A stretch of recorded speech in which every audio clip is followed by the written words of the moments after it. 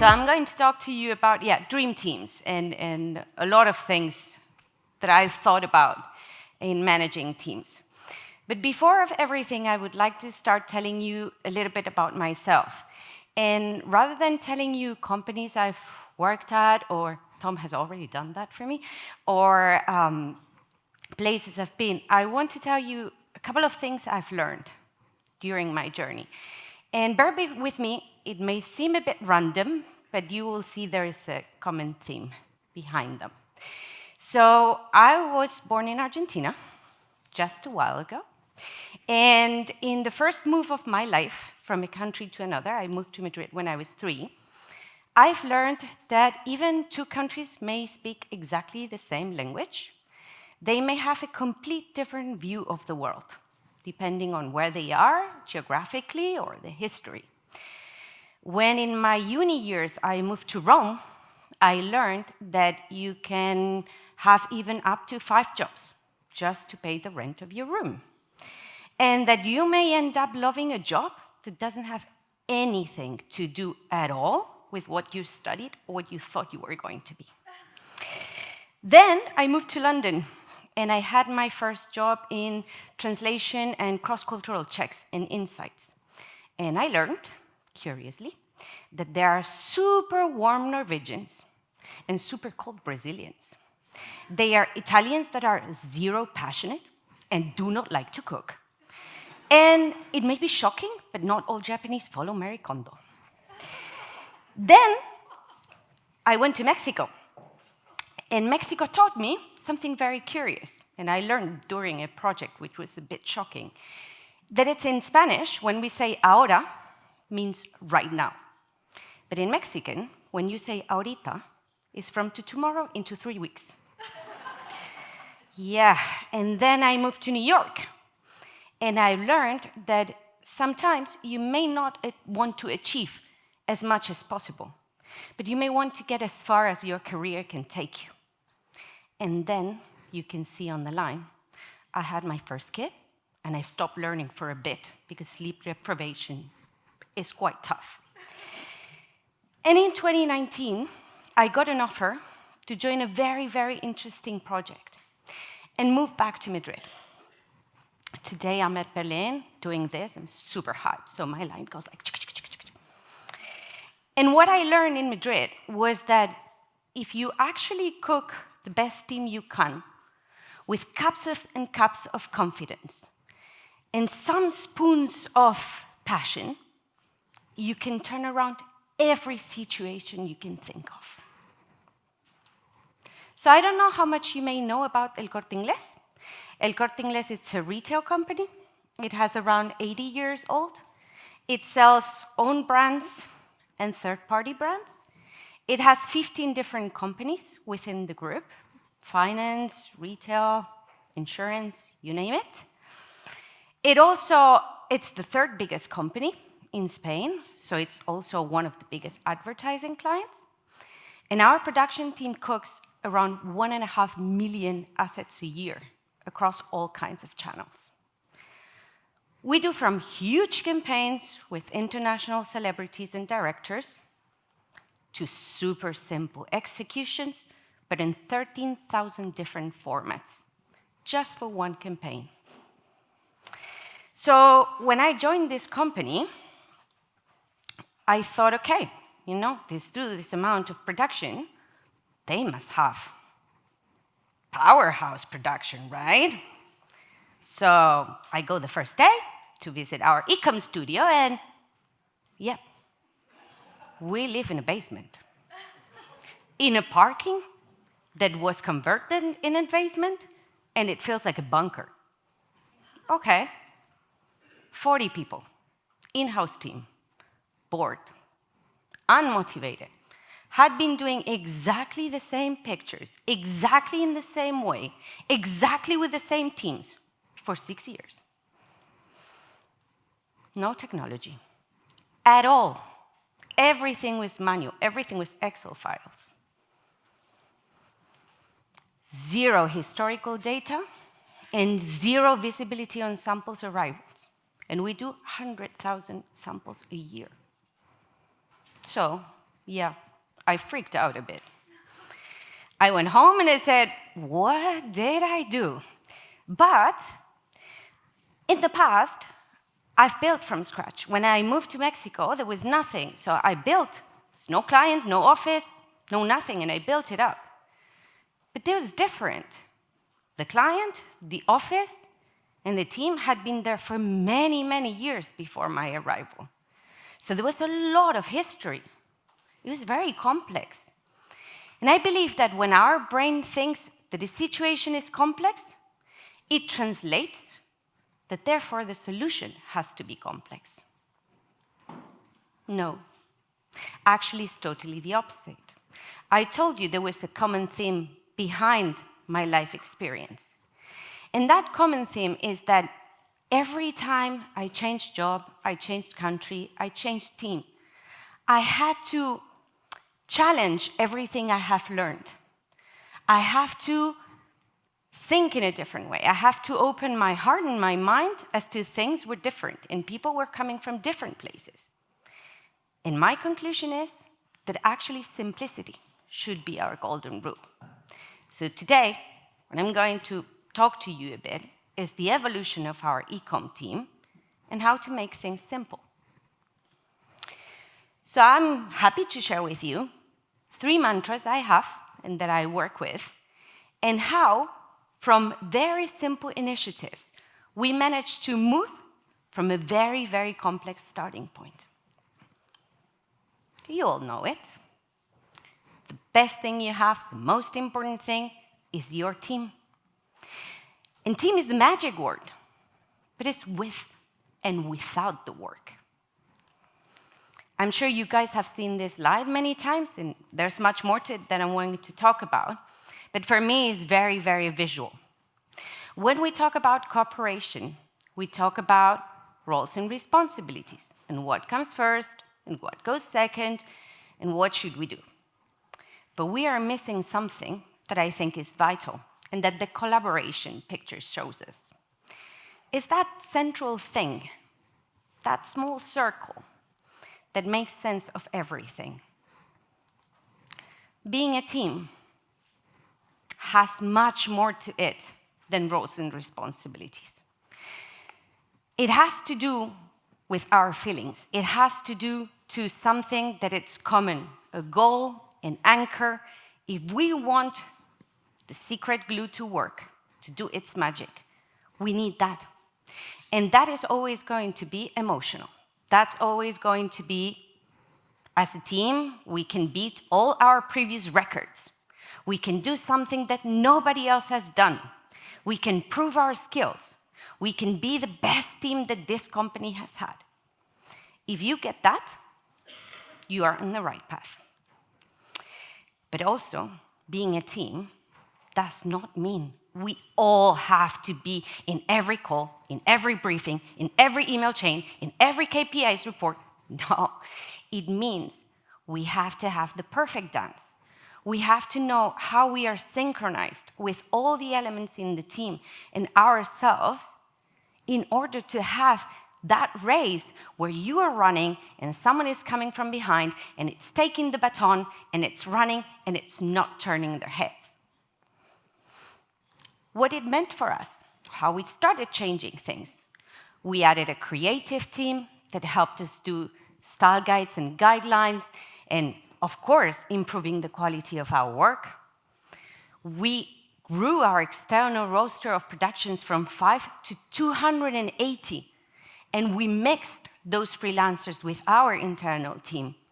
And this had a spike in motivation that you cannot imagine. It gave them the chance to explore new things and improved skills across the board in every team.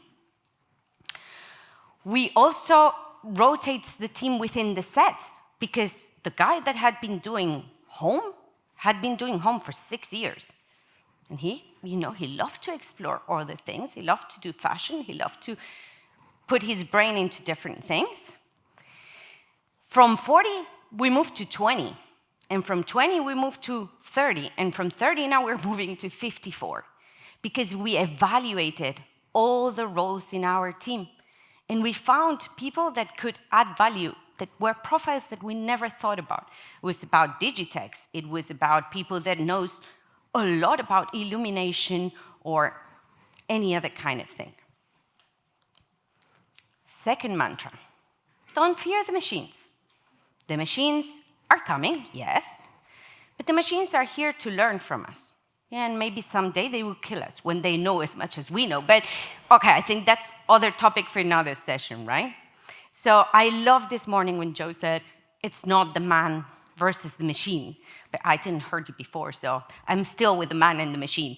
But I think when we talk in creative environments about AI and technology, I think it's super normal that creatives will cringe a bit. Questions come up. But what I love to tell them is that actually, I think technology is the yeast to our productions. It's what can help us do a lot of things and then move on into bigger things. It's if you can take your team into doing mechanical, boring, repetitive jobs, you can get them to do amazing work. You can get them to do the most complicated things and to improve their skills. So technology, first thing they can do is heavy lifting for us. In our case, we did technology analyzing for almost 6 months, and that gave us the details as to do 6 independent different streams of work for the different types of photographies. And that increased our production by 35%. But technology cannot do much if you don't have humans, because the humans are the ones who are going to tell where the help is needed and where the technology must come in, because they are the ones who identify the flows in the system or the heavy lifting or what have to be done. And in our case, what we did is getting the humans to analyze the process. And once we understand that, then we could do our tailor-made suit, because technology does not work in the same way for everybody. All of you guys having studios and working in different places and different production teams, you know your reality is maybe similar, but it's not the same as anybody else's. So solutions I apply, even if you have the same number of sets or you do the same types of samples, may not get exactly the same result. So you have to know your reality. You have to use the data to understand what it means for you, and then you will make your suit. You will decide where the technology comes in and how it comes in. Here you can see, sorry, I went too fast. In our case, what we did here is when we got all this information, we got our project managers to start drawing literally in paper. How did they think these 6 streams of work would look like with the ideal involvement for all the different team members? Exactly, not to be all in the same room at the same time. And once we had this drawing, because when you draw it in paper, you can visually see where you are clashing teams. You can see when you're doing bottlenecks. You can see when you're improving workflows. So once we did this, we actually developed our own tool. Again, to this morning panel about technology and tools in-house or external, we did a hybrid. So we mixed small company that was developing tools with our internal tech team and IT systems in El Corte Inglés, and we did something in the middle. We took from someone that was something amazing and reprogrammed to our reality, because our reality is a bit different. You are going to see now, just in the background as I'm talking, a bit of a video on how a day in our studio is and how a bit it looks like. But same as related to technology, other things we're doing is we installed photo machines, as the ones you can see here outside, that duplicated the number of samples that we could produce in a shooting. We decided which type of product and which type of samples were right to be done in this way. It's not everything. You have to be very careful on what's good for each one of your streams of work. We also are starting our journey into AI retouching image and virtual sets.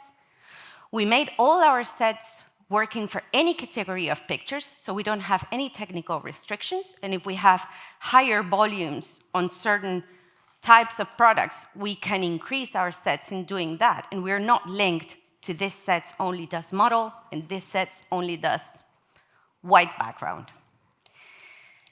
And the last, information is power? Yes.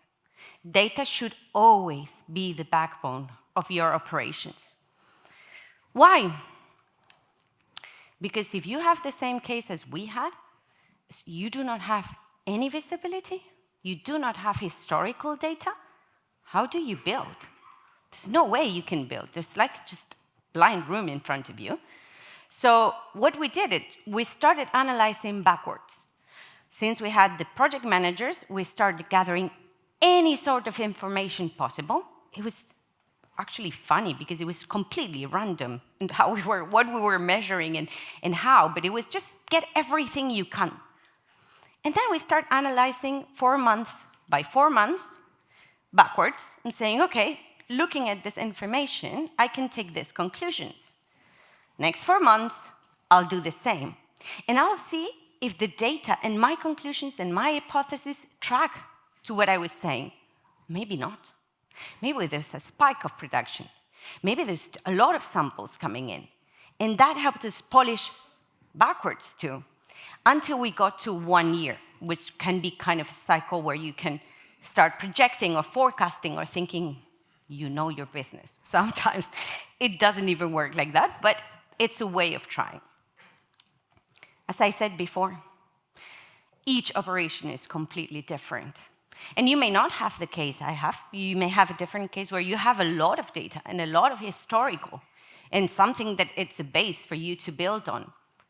Data is extremely useful too because it will show you the differences. It will show you the small details where you can have your own perfect, and that will help you understand what do you need to do.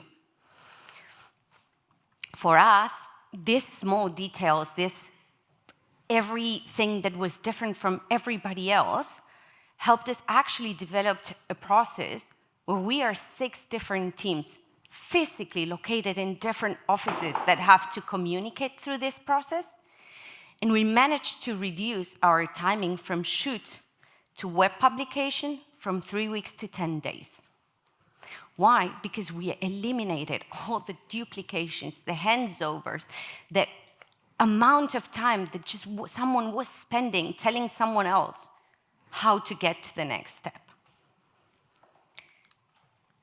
But perfect doesn't exist. So even when you're done, keep on analyzing, because data is what's going to show you the path. When you see how things are changing, you can start imagining how things are going to go and where they are going to go. So you can go ahead, or you can wait and decide how you react to things, right?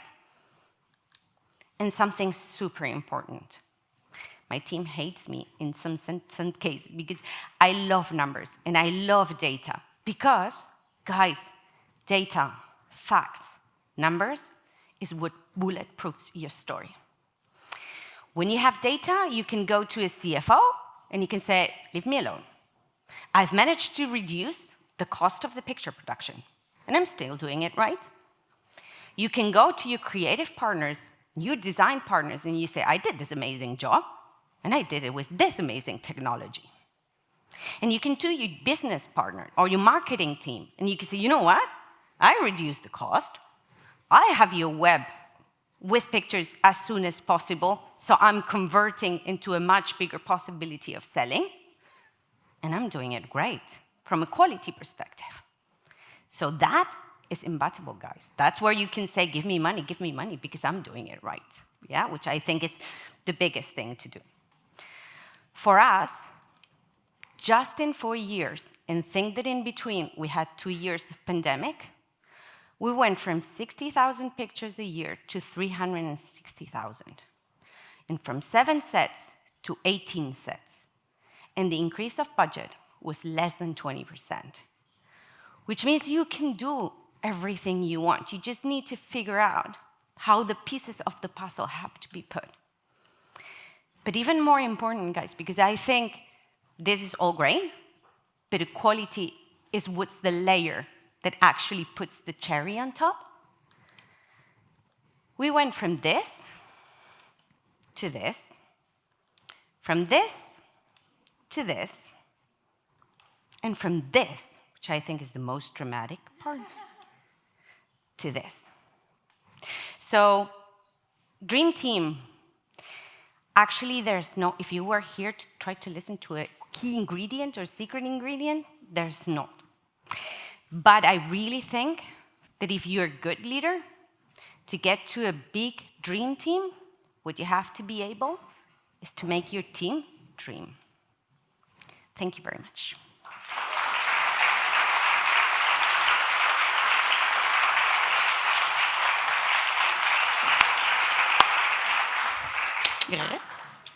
Great, thank you, Marysol.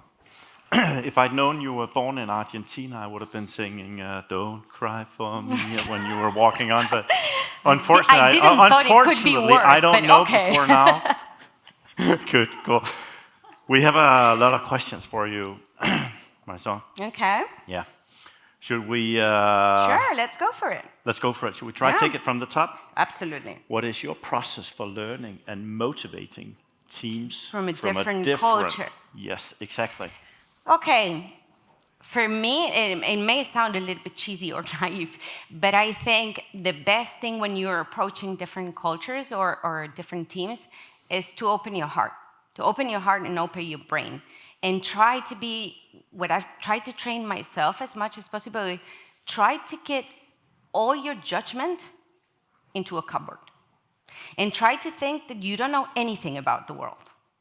And try to do questions. And try to say to the person that is in front of you, why you say that? Why do you think that? What was your experience to get to that conclusion? And you will learn a lot of things. You will learn that many times we are so quick into try to interpret what the other person's intention is into saying something. And most of the times we are completely wrong. People is much nicer than what we thought it is many times. So that would be my key thing to do. So it's actually something to open your heart and being transparent. Is that what you're saying? Yeah. Yeah, and try to not have preconceptions about things. Yeah. And always think you can be mistaken. Yeah, I like that. Good. Here's another one around motivation. What is key to motivation, and how can you keep things fresh in your photo studio, apart from the Christmas party gossip? Funny enough, we didn't have a Christmas party for a long time. So, so this one, Maria, please don't take notes on this. I think, for me, it has a lot to do with mingling. I think in my reality, I have a very big team, and they are separated by areas of expertise. So many times they don't know each other. And I think that's something that actually motivates me, to know people, to know what you guys do, how you do it, what makes you happy, what makes your life easier or more difficult. So what I try to do to keep my team in that situation is I try to do a lot of things like workshops, or one of us within the team talking about whatever topic.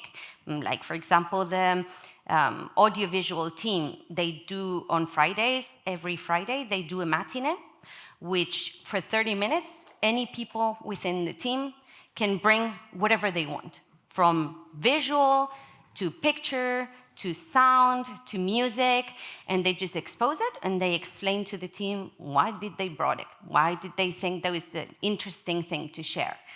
Those kind of things, I think, are very good to keep your team motivated and fresh. Good.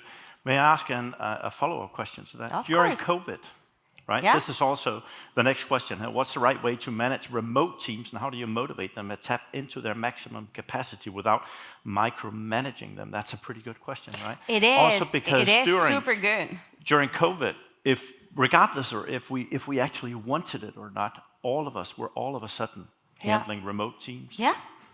I think actually, to add to this question, one thing is remote teams, and another thing is your partners. My point of view is that when you have partners where you outsource work, they should be part of your team too. They should not be suppliers. They should not be vendors. They should be your strategic partners, because you're giving them a very big importance within your team. So you have to rely and trust them. So what I try to do is I try to talk to them, to my remote teams, to my partners, as much as I can, to share things, to be extremely honest. Even if you're having trouble, even if, I don't know, you guys probably have it, a vendor at some point cannot deliver. Sorry, don't be mean about it. It's like, what's going on your side? What's making your life difficult? How we can find a solution to this? We are so quickly into saying, oh, this is not working out. You know how many partners can do this outside? No, that's not trust. That's not building relationships. So for me, it's a lot about communication. It's about people feeling part of what you're doing at a bigger level. As I was saying, feeling proud. It's not about, okay, let's do this for less money. It's about why we are doing this and why am I doing it with you rather than with you. Yeah. And I think that's a very strong connection. Seems like that's a lot about involvement and engaging. Yeah, absolutely. Yeah. Absolutely. Yeah.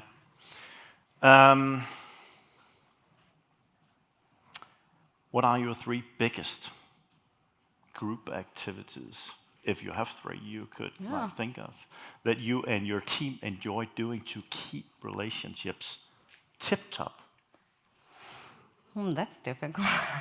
No, I would say it's the same as I said before. I tried and I asked the teams to have a lot of status, a lot of communication, to exchange with other teams. We encourage a lot of people that it's curious about other areas or other departments to kind of go into practice when we have lower moments of production. So you may be someone in the artwork department and you say, I'm super interested about photography. Okay, so let's find a moment where you can go to a photo shoot. And I think that's something that keeps people very motivated. Yeah. And then I would say, communication and try to do fun things. My team is very big, so we can't do things all together because it will be a bit difficult. But I encourage them to do small things within their teams to keep people happy. Yeah. I'll jump away from these questions now, Yeah. and then I'll ask you something that I'm curious about. Aye. Yeah. Because now I know you've been part of a very big organization that's run by WPP that is extremely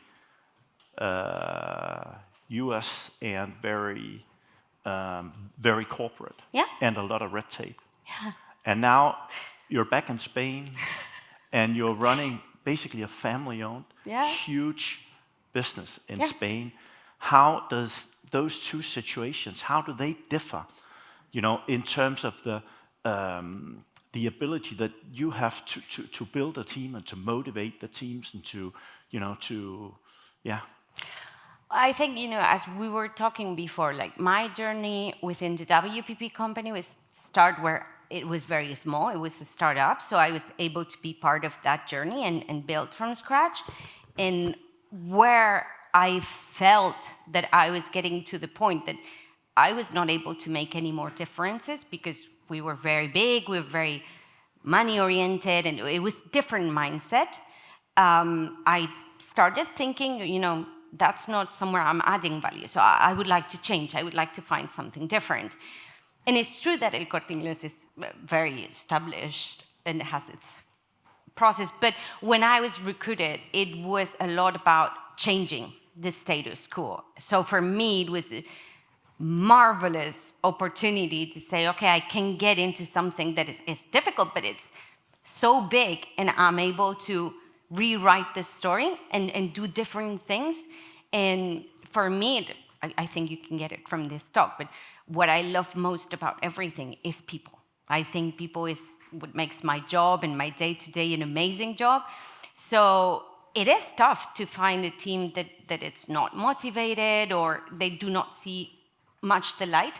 But if you manage to slowly move that situation to something else, for me, it's the most rewarding thing I can think of. Oh, so, yeah. I like that. Cool, thanks.